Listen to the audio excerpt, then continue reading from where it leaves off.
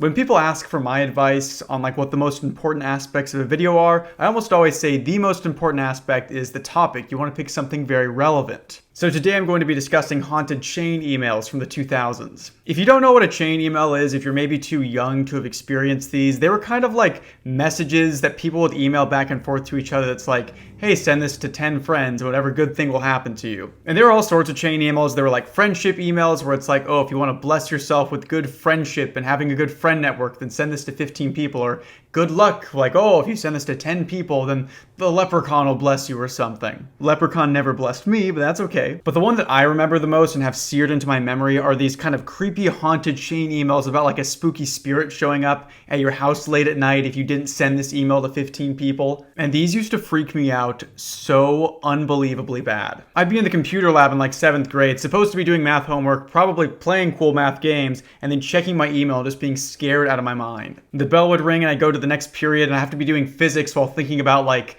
spooky Sarah that was killed by her father is going to show up to my house at 6:66 a.m. and like slash my throat or something. And it unironically made the email like a very spooky thing for me. Just the fact that I could check it and be assaulted by something scary, like put a lot of tension into my day-to-day life. The closest you probably get to this nowadays is like, I guess if you're scrolling through TikTok, you might see like a scary video that you weren't expecting to see or something. But I wouldn't know because I don't have TikTok or really watch YouTube Shorts or Instagram Reels or anything. I strictly watch like 5-hour-long video essays about Dark Souls lore. And I was thinking about these the other day, so I thought it'd be fun just to go through a list of like 10 of these spooky emails and see if we can find anything that creeps us out and critique the writing and just see like, why was I so scared of these? So let's do it. I should say a lot of these were found on a WordPress article written on April 23rd, 2019 by AS3198, which I will link in the description. So check this out if you're interested. All right, but here's our first one. It's called the Bloody Mary email. You are now cursed. You must send this on or you will be killed.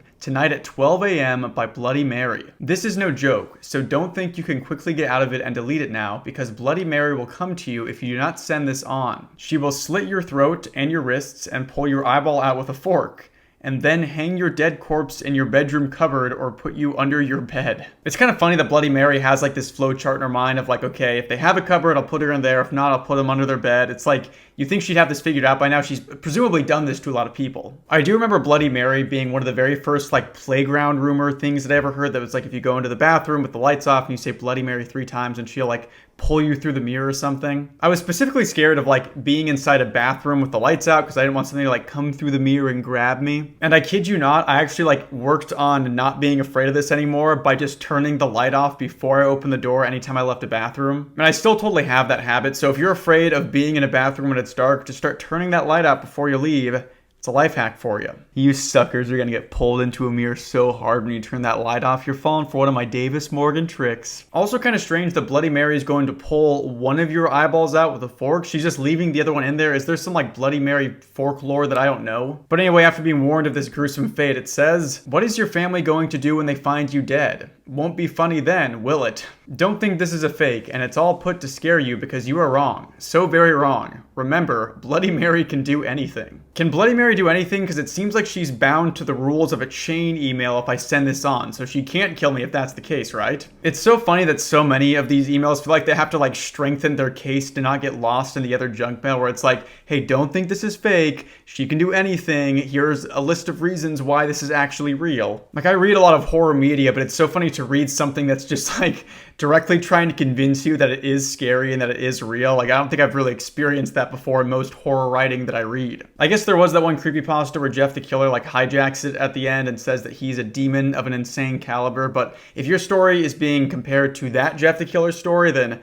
you got bigger problems. Our next story has a little bit of a personal touch because it's called Cassie's Story and my wife is named Cassie. Cassie and her friend were at home with her, Cassie's, older sister. Scary stories are interesting because improper writing makes things like very amateurish, but like overly explanatory writing makes things not scary at all to me. Like putting Cassie's in parentheses to like clarify whose older sister it is immediately kills any of the suspense this email is supposed to have. And like you're already fighting such an uphill battle to try to scare somebody in an email that will probably click through. It's actually like genuinely impressive if one of these can actually end up being really freaky. It's like the short form content meta of like you need to hook somebody in the first half second, but through text, which is honestly really interesting to me. One of the reasons that I champion like reading novels a whole bunch because I think it's really healthy to engage with one person's point of view for an extended period of time without interruption. But there is something thrilling about writing a very short story and having to hook somebody in with like literally the first sentence or the title. I have an idea to make a video about stories on No Sleep that literally have like one upvote or like no upvotes but no downvotes, like stories that nobody's actually really read, and then discuss like the overall quality of them and like why they might have not gathered attention. And I think a lot of it has to do with the titles. Titling something is just really difficult in general. I deal with it a lot when it comes to making YouTube videos because I do think a good title can make a video that can like draw the reader in. My most successful video on this channel is the one that's just called A Literary Analysis of Jeff the Killer, and that title was very, very intentional. The title was actually the very first thing I thought of when I was making that video. I was in the shower and I just thought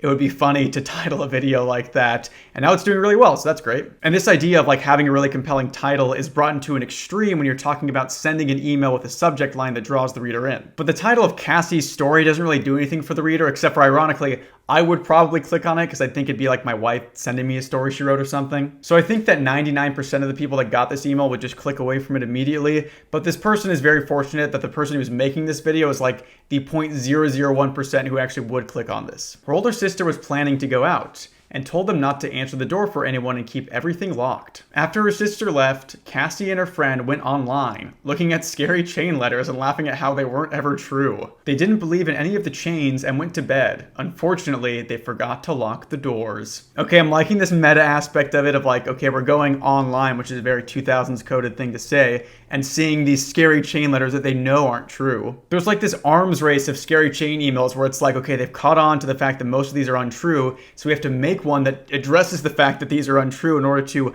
assuage that criticism of our story so we can get them to read even further, I guess. But this is a good setup. You have two young girls home alone. They forget to lock the door, which means somebody could come in. We're probably going to get like a really gross descriptive action scene coming up next. Cassie's friend had been murdered in the middle of the night. Okay, so I guess we're not getting that cool descriptive action scene after all. I like to think that somebody's getting paid to write these chain emails for some reason, like they had to rush out for the end of the day, so they're like, we cut the whole action scene, we just gotta get this out very quickly. And if you think that's an insane job, I once made money writing for like a European Five Nights at Freddy's wiki service. I don't know if any of the articles ever went up, but I got paid like 1 cent a word for them, which is like nothing. And I will say when I'm making one of my own videos, I do put a lot of effort into the script. It's what takes me the longest amount of time when making a video. Very ironic because this video right now is not scripted. But if there's some mistakes on the like Montgomery Gator British wiki for Five Nights at Freddy's, that's probably my fault. So the Five Nights at Freddy's community can crucify me now. Quickly and frightened, Cassie went and reposted every chain letter they had read.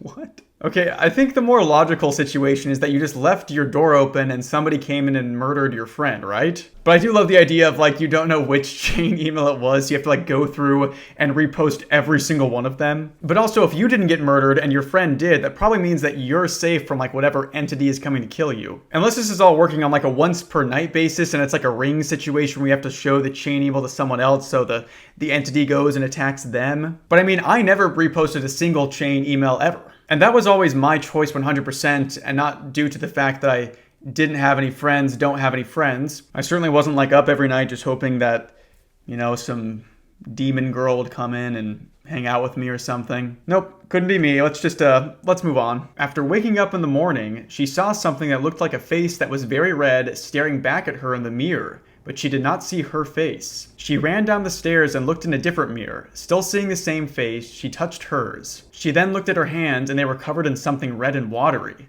Her skin was burned and bloody. Okay, actually waking up in the middle of the night and realizing that you have blood on your face, then seeing that your face has been like horrifically burned and mutilated but you didn't feel it is legitimately terrifying. On a completely unrelated note, if any of you guys want to like put your emails down below, not for any like particular reason, like I'm not gonna like send anything to you or pass on any curses or anything. News around her town had told about the murder of Cassie's friend. Cassie's sister arrived home later that night, not yet seeing the news. Cassie told her sister what had happened, but her sister was in denial. Her sister reported that Cassie had gone insane and put her in a mental hospital. Years passed, and Cassie had died of a rare disease. Cassie came back for revenge towards her sister and the murderer. The murderer was never found. Are you telling me Cassie has crazy ghost powers and she can't even find the person that murdered her friend? I'm not trying to like shame anybody for their spectral abilities, but like that's pretty weak in terms of ghost abilities. Nearly hours after Cassie's revenge, her sister was found dead. So did Cassie find the murderer? Because she got revenge, but then hours after her revenge, her sister was found dead. It's ironic this story started with like an unnecessary clarification because I could use a whole lot more clarifications right now. The man who found Cassie's sister bloody with stab wounds on the floor spotted a faint red shadow. This was Cassie's shadow. The man heard a whisper and he could make out small words saying, "You didn't see anything." Literally the most conspicuous ghost of all time. If you don't repeat this chain letter to at least 6 people in the next 10 minutes, Cassie will haunt you too. So, if you don't want Cassie to haunt and murder you, then repost this as soon as possible. Yeah, I got that from the first call to action. I feel like 6 people in 10 minutes is way too much time for this task. You should be doing like 30 people in 45 seconds. So that way the person's like freaking out the entire time. That would be a lot more effective and scary. But overall, just a pretty confusing chain email. Didn't really get me spooked at all. So let's move on to the next one. This next one's called The Blue Light, and it has a picture that I think is supposed to be scary, but just looks like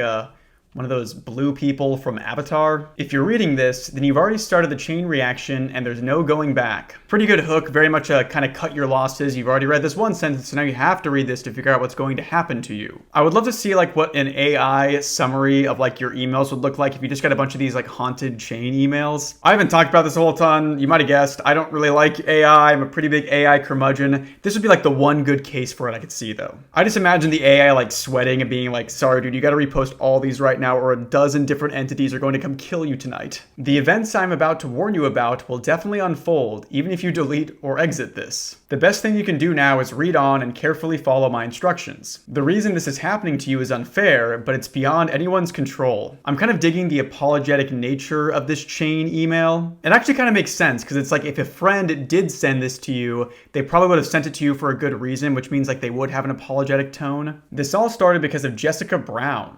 Jessica Brown lived in southern Louisiana on the shores of Lake Catherine. She lived with her mother and father next door to her uncle. The house she lived in had a small cellar with various odd items, tools, cans of tomato paste, old furniture. It was very ordinary in every way, except once a year, every year, on the same day as the year before, a blinding blue light would flash from the cellar. Okay, this story is like unironically hooking me in more than like most of the creepypastas I read for this channel. I hope whoever's job it was to write this email was getting paid more than I was to write Montgomery Gator fan fiction. The family had never been able to figure out what caused the light and had grown accustomed to it, until one year the flash damaged little Jessica's vision. I like to think it wasn't talking about the blue light, it was like the comic book superhero The Flash that came and like poked her in the eye, and that's how the flash damaged her vision. Her parents called an electrician who showed up and looked at the wiring in the cellar. He said that everything looked fine, as it always did. He told Jessica's parents that he's been checking the same cellar since the last 40 years, as long as he'd been an electrician. Okay, this is 1000% a scheme by the electrician to get that sweet annual checkup fee on this mysterious cellar. Every family that lives there would call him about the blue light. He finally admitted that the head electrician before him went to that house 40 years ago and had died from a surge of electricity that charged through him and flooded the house with a flash of blue light. Absolutely wild secret to hold on to for 40 years.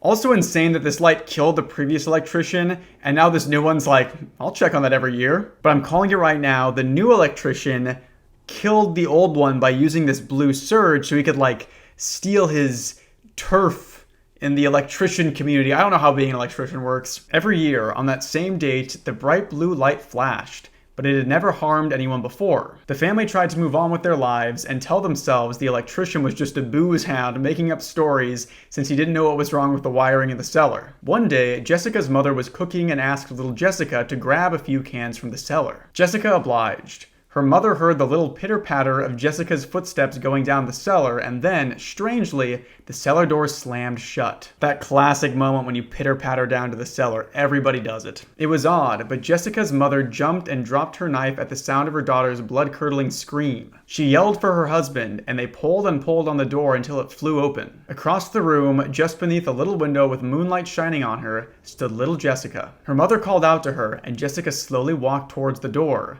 Her parents looked at her bewildered, searching her little face for an explanation. All the blood had drained from her face, and her knuckles were scraped and splintered. "I saw a man, and he stood this high off the ground," Jessica said, gesturing a flat palm about 2 feet off the ground. "It was like he was there, but he wasn't there.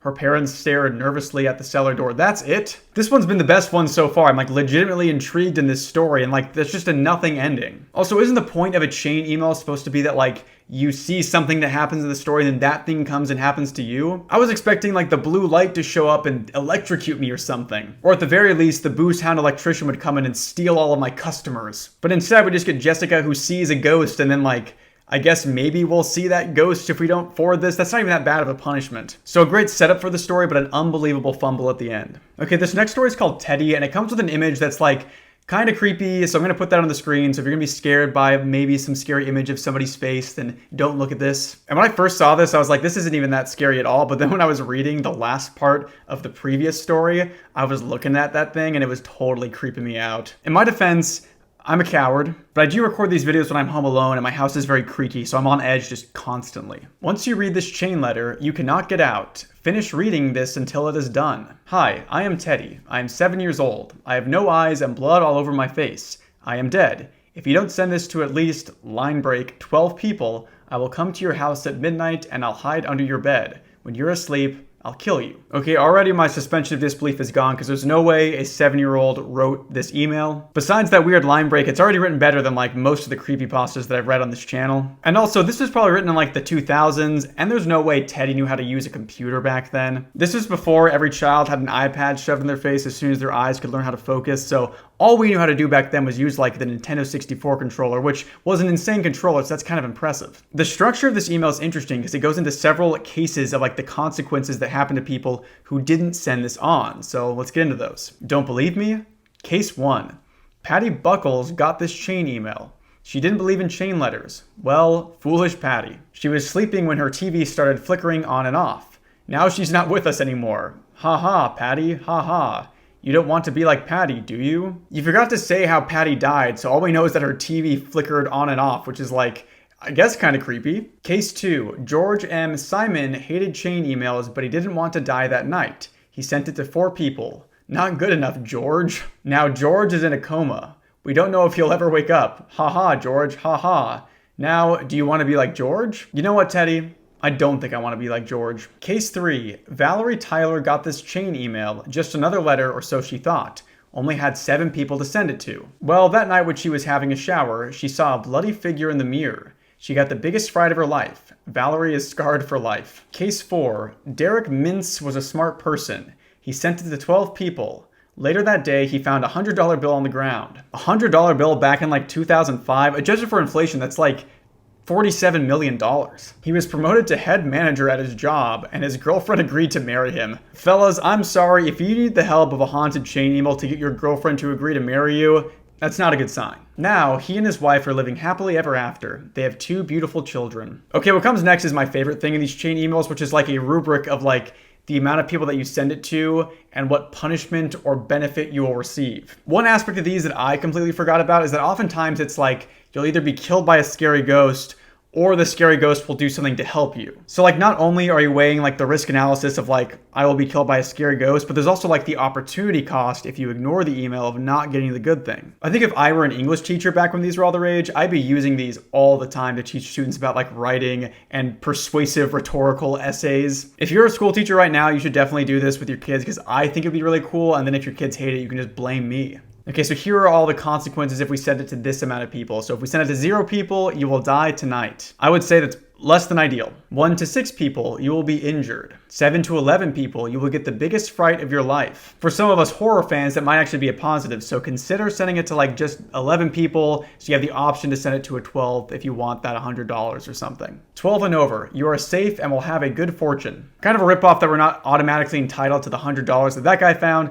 Also, I already have a wife, so like I don't need that proposal angle of the whole thing, so I might just honestly send it to 11 people. Like I said before, completely unrelated, drop your emails down below in the comments. Do what Teddy says. Hurry, you must send this to 12 people before midnight. Okay, what comes up next is a formatting error on this WordPress page because the rest of that blue light story showed up right here. So we actually do get an ending. This is how you know I didn't pre-read through this article because I had no idea this was coming. This is awesome. As a recap for the previous story, we had the An electrician that was scamming people out of their money had been looking at the house for 40 years. A spooky blue light showed up, and they found the ghost of a dead electrician who died there and was probably killed by the new electrician. And that's a completely objective summary that doesn't have any of my weird theorizing in it, so yeah. He looked at me and he hated me, she said in a tone far too serious for her 6 years of age. Her parents were shaken, but told Jessica that it was dark and her eyes were playing tricks on her. They bolted the door shut, hung a curtain over it, and placed a large bookshelf in front of it. But every night after that, her parents would wake up to a deafeningly loud sound of crashing wood and find little Jessica in the corner of the cellar, unaware of how she came to be there. Finally fed up, Jessica's father bricked up, a wall over the cellar. Months later, on the day when the family would normally see a flash of intense blue light, neighbors heard the terrible screams of the entire family. The police arrived to find brick and mortar outside the house, apparently having flown out of the window. They clambered over the rubble, through the house and into the cellar. They say the police who responded left the police force the day after the discovery. Inside the cellar, the bodies of Jessica's parents were found stretched and mangled, twisted like wires with the home's electrical wiring in the drywall. Okay, that's actually a very like Uzumaki Junji Ito thing, like they were twisted into wires inside of the drywall. That's awesome. I mean, that's not awesome. Like I wouldn't want that to happen to me, but that's a cool thing to write in a horror story. The person that wrote this shows a lot of talent, so I hope they went on to like write a book someday. Oh, actually, the author's name is right here. It says it was written by Stephen King. I don't know who that is. Jessica was nowhere to be found and has never been sighted ever since. It is said that the damned soul of the tormented electrician escaped that night to torment the living world. If you do not pass this letter along to 5 other people in the next 24 hours, easy, your home will be plagued and you will have to be untangled from the writing. I assume they meant wiring on that last word, so a little bit of a fumble at the end. This also could have just been like mistranscribed. Scary, spooky electrician ghost is very much giving me like box ghost energy from Danny Phantom, so I don't know if I'm like actually scared of that. But the idea of being stretched into the wiring and like the walls of your house is actually insanely cool, and like somebody should make that an actual horror story. Okay, new challenge, and I'm completely serious about this. If any of you guys rewrite any of these chain emails into a full story, then I will read the story and make a video about it. I would like to see any of these expanded to like at least 2,000 word story, because I think that could be really cool. And I know there's a lot of talented people in the community. So if you write a cool, spooky electrician story, I will read it. It just might not go on the main channel. Okay, our next one is called Jankura's Revenge. Okay, this story is all about India, so apologies if I don't pronounce anything correctly. Also, I apologize if this is like a racially insensitive story. This was probably the 2000s, so there's a good chance. Just know that I didn't write these, ghosts did. In a village in India lived a beautiful and highly educated girl named Jankura. She always wanted to become a photojournalist and therefore had to go to the city for the purpose. When she came to the city, she realized that she had very little money and therefore had to live in a chawl, a building meant for poor people. The people of the chawl were superstitious and hence were not very nice with Jankura. Due to her immense beauty and funny name, everyone thought that Jankura was a witch. Are witches known for being like immensely beautiful? Is that just a thing in Indian culture that I don't know? What the heck did I even say right there? Those weren't words. Indian culture that I don't know. Indian culture that I don't know. For the record, I think I was saying, is that something about Indian culture that I don't know? I just know that a majority of the witch media that I've personally seen doesn't depict them as being particularly good looking. Whenever Jankura would start walking in front of the chawl, people would run to their homes and shut their doors tightly. Whenever she would try to talk to someone, the person would close his or her eyes and chant some mantra, a chant which includes the name of some god. Once, on the festive occasion of Diwali, a festival of lights celebrated by Indian people, firecrackers are bursted on this day and traditional lamps known as diyas are lit. People formed groups to burst firecrackers. Are these actually accurate facts about Indian culture? Because this is definitely the most informative story so far, if that's the case. In fact, it's kind of wholesome that this story seems less interested in like scaring me and more just about like educating me on another culture. Like I wish that electrician story would have taught me how to like rewire the lights in my house or something. No one was bothered by Jankura, who was sitting at the door of her house making rangoli, a design made out of powdered colors in front of one's door during Diwali and other such festivals. Meanwhile, a small boy about the age of 12 decided to leave his group and try out his own experiment with the crackers. He took out a bunch of crackers and attached them to a rope. After he did that, he looked at Jankura, who looked back at him. The boy smiled at her. Jankura felt that someone had smiled to her in ages. Tears welled up in her eyes, but she managed to give him a smile. After that, the boy looked back in his work. This is actually the scariest story so far, because this is like, it's so wholesome, and I bet it's just going to take a turn that's absolutely devastating, so perfect writing, perfect setup so far. Suddenly, Jankura realized what the boy was up to. She tried to stop him, but it was too late. The fire had reached the crackers, and they exploded all at once with a big boom. And then, the boy who looked once energetic and happy now was cold and dead. Child immolation was not on my chain email bingo card, but it actually probably should have been. The entire public who was celebrating Diwali now came to look at the boy's body. His body was all burning and bloody. It was really a horrible sight. All the people looking at Jankura with burning anger in their eyes. They began to pace toward her. Poor Jankura could do nothing but watch the people coming toward her in horror. Once the people came toward her and stood towering her, they began to say that as she was a witch, she was responsible for the boy's death, and that was why she had no right to live. Then, out of the entire crowd, the boy's mother came ahead. She looked grief-stricken and angry at the same time. She looked around frantically and picked up a huge bottle of kerosene, opened it, and threw it on Jankura. Then, she dragged her in front of the chawl. Okay, I'm not kidding when I say this is like actually kind of riveting. I'm really into the story so far. It would probably be a very, very long email, so I wouldn't read it, and the AI summary would probably just be like, witch gets burned, which isn't that exciting all things considered, but really good so far. Jankura begged the woman to leave her, but the woman wouldn't listen to her. She had already made up her mind that Jankura was the guilty one. So she didn't hesitate and removed a matchbox, pulled out a matchstick from it and lit it. Then she threw it on Jankura. Jankura began to burn. She knew that she was about to become dead. So before she died, she said the following words. All of you were always rude to me, though I never did anything. I always tried to be kind and win your hearts. I thought I was close to doing the needful when that boy for whom you are accusing me for murder smiled at me. But what are you all doing now? Burning me, that's what. But I won't stay silent anymore. Every night when the clock strikes 12, my tormented soul will come and kill one of you. I won't stay silent until I get my revenge. Saying these words, Jankura died. Okay, good story so far, but also, I was not one of the people that burned Jankura to death, so I don't know why she would be haunting me. I assume she's going to haunt me. This is a chain email after all. Every night after that dreadful incident, after the clock struck 12, weird and scary noises rang through the entire chawl. And as Jankura had promised, one of the people living in the chawl died each night. Slowly, the chawl that was once quiet and peaceful had now turned into a cemetery filled with mourns and wails. After a few days, a few people, afraid that they would die, decided to move somewhere else. They moved to some place outside the city. It was Jankura, her tormented soul, who was troubling and killing the people. She got furious when she found out that a few people had shifted somewhere else. She tried searching for them, but in vain. So now she wants to kill someone desperately. And guess what? She found the right person to kill. You. Okay, Jankura, I was totally on your side. I thought it was very messed up that people were accusing you of being a witch. But now you're just doing witch things. I'm willing to help find the people that immolated you and maybe even take legal action against that company that made those shoddy firecrackers that killed that kid. But I can't do any of that unless I'm dead, and my guess is you're not going to ask for my help and bring people to justice. You're just going to want me to send this email to a bunch of people. But don't worry, you can stop her from murdering you. All you have to do is send this to at least 8 people, or else tonight, Jankura will crawl through your window and kill you in the worst and way as possible. So hurry, or else, face your doom. The wiring. Okay, I think the electrician story popped back up with the wiring. It's supposed to be the end of that previous story. But overall, this is like probably the best written in terms of setup, but the punishment that it's giving you, Jankura becoming like this vengeful spirit, doesn't really make any sense given how we were introduced to her, so I'm taking points off for that. Okay, next up we have a story called Home Horror with a picture that looks like it's got, 17 pixels in it, and it's a lady holding an axe, kind of spooky. It honestly looks like a screen cap from a stock image site. They didn't want to pay the money to get the image. They just, screen capped it instead. Now that you have begun reading this, you cannot stop. Watch me. Story number 4, a special party. This incident happened 2 years ago. I and Jess got a special invitation to a truly amazing and charming party. I could make that out from the invitation card. We got there on time just as we were expected to. The venue was the San Escorte Hotel. I smiled.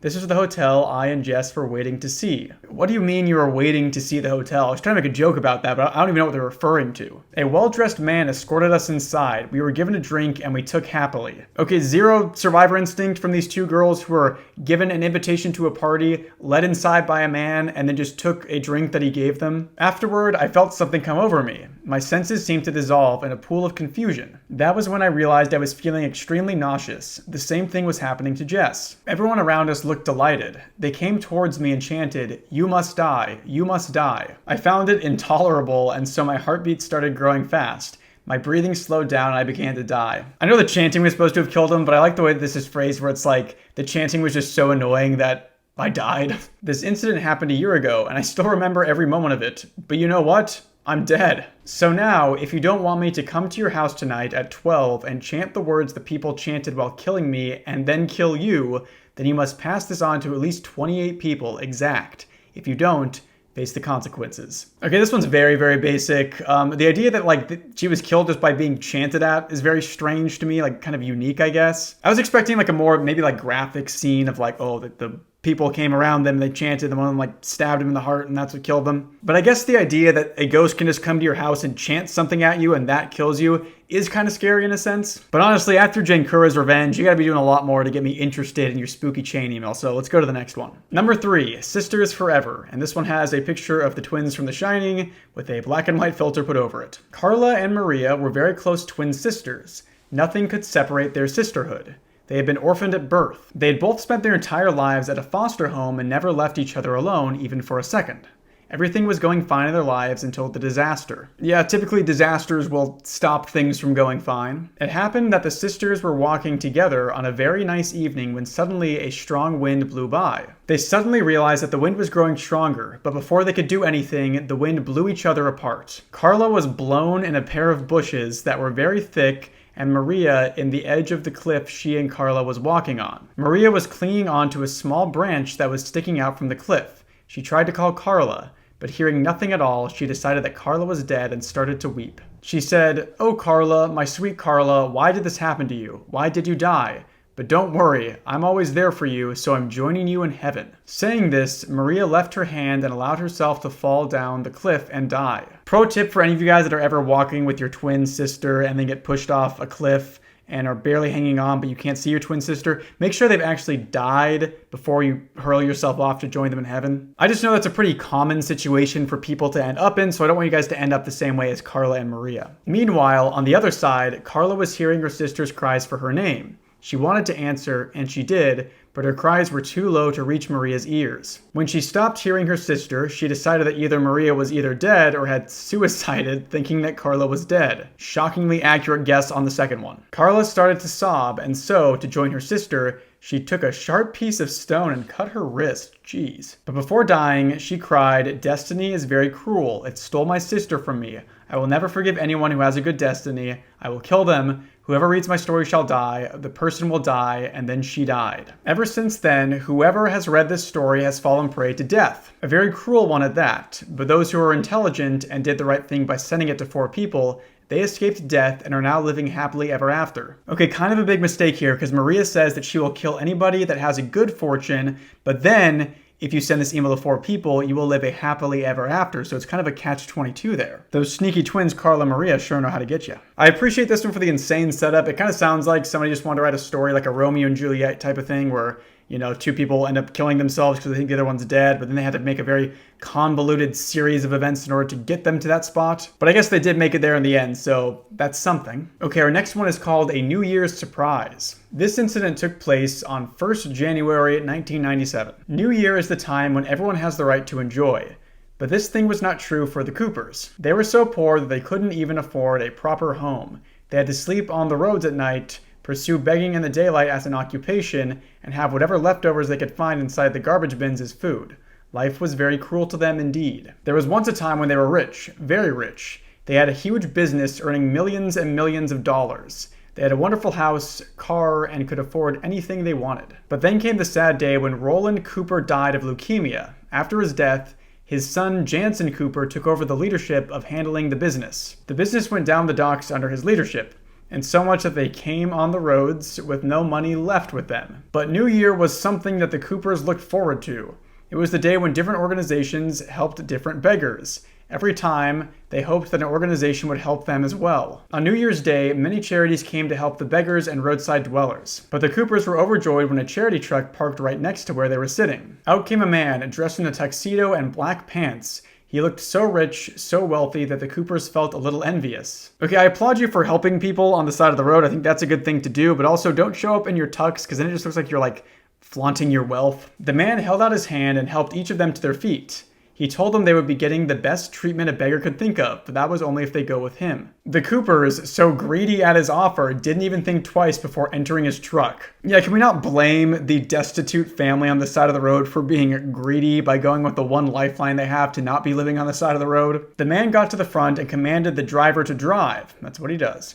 While the Coopers sat at the back, singing the glories of this kind man. After some hours of driving, they finally got to a building that seemed as if it was abandoned for a long time. There, the so-called kind man got off his seat and pulled the Coopers harshly out of the truck. Some people came out of the building and helped the man to drag the Coopers inside it. The Coopers were shocked when a man injected an injection, that's what you do, into Jansen Cooper's left arm. He cried out loudly and fainted. Then, the man removed a huge knife from his pocket and started piercing Jansen's liver area. But before the Coopers could do anything, the man and his people injected an injection into the Coopers' arms. After this incident, a few months later, the man was put in jail from where he broke loose, and he is still on the loose. They say that even now, the man removes the livers of innocent people and sells them. Those people who were foolish enough to keep this chain letter to themselves lose their liver and life. So if do not pass this on, the man will track you and remove your liver as well. Hurry, you don't have all day, you only have 10 minutes. Okay, one, it does not say how many people we're supposed to send this to, so instructions were kind of unclear. Also, it's weird that like the ultimate punishment here is getting your liver taken, but you also get killed, so it's like, it doesn't really matter that my liver's gone if I'm being killed either way. This just sounds like somebody read the Creepypasta story, Eyeless Jack, which I've covered, and they're like, okay, let's just write a weird chain email based on that. And before all you historians out there get mad at me, I know that being like put in an ice bath and having your livers and kidneys and organs stolen is like a classic urban legend. I just wanted to mention Eyeless Jack. For our last story here, we have Letter to the Best Friend. This was one that I personally never saw because I didn't have any friends, do not have any friends. We have another low-res image of a scary face that honestly looks like it could be a portrait for a Warcraft 3 unit. It's pretty spooky, but if I'll get a best friend out of this, then maybe it's worth reading it. Dear best friend, this early morning at about 6 o'clock or something, I got a mail from someone that was addressing you. I don't know how this happened, but I suppose that the person who tried to send you the mail was dreaming about something or the other while writing the email ID. Already very confusing. I think it's saying that like somebody just put in a random email address and ended up going to us. Anyways, as I'm your ultimate well-wisher and honest friend, I decided to send this to its rightful owner. Oh, thank you so much for sending this to me, best friend. I'm sure it's something very informative in there, or like maybe a bill that I need to pay or something, so thanks for sending this over. We were killed brutally. Yes, we were. It was a massacre that took place on some date, a date which we can't remember, and we are thankful for the same. Anyways, we won't give any details of our death, but finish this thing as quickly as possible. This is the absolute laziest chain email I've ever seen. It's like, you guys know what we're doing here. Something spooky happened on some certain date. We're gonna come get you. We don't need to discuss the particulars of that. Let's just get into the chain part of this email. Honestly, I kind of respect the efficiency because some of these were very long-winded. This is a chain letter, as you know, so we want you to send this on to 54 people in the next 54 minutes. The task is not simple, we know. Honestly, it's not that complicated of a task. It's just sending this to 54 people. The hardest part is getting 54 friends. Leave your emails down in the comments below. But if you accomplish in this task, your life will improve and you'll only have good luck in it. You can send this in any form, be it typed or written. P.S. I'm not at all responsible for anything that happens next if you fail on this thingy. And if you do, just remember that I didn't see, nor hear, nor speak, and most importantly, didn't witness anything. Love, your best friend. I kind of like the cheeky ending of like your best friend not accepting any responsibility, being like, I didn't see this, just go ahead and send this to somebody. But that brings us to the end of our list of haunted, spooky chain emails. Let me know if you guys thought these were interesting. If you want to rewrite any of these into a full story, go ahead and send that to me. My email actually is in my channel description. Just don't send me a bunch of spooky chain emails. That's for me to do to you guys. Remember to subscribe yet if you haven't yet. I'm trying to reach 200,000 subs by the end of next year, which is 2026 at the time of making this video. Typically, my videos are scripted and about creepypastas. This was all unscripted just because I'm working on a few other projects right now. I want to get this out kind of soon-ish. If you guys got any spooky chain emails when you were younger, then put those in the comments down below because I'd like to see if more people had experiences like I did. And that's going to be it for the video. So thank you guys so much for watching, and I'll catch you in the next one. See ya. Take me up again. Let me see the stars. Is there life on Mars? 'Cause I've run out of luck here on Earth. I'm a wanderer. Another trip around the sun makes these memories flood, and I could wash it down with the atmosphere. You're cool blue and crystal clear.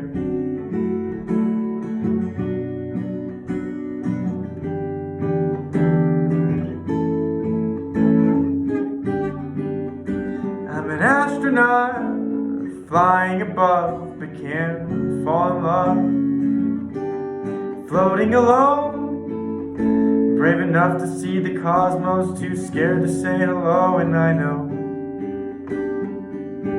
one day I'll be gold,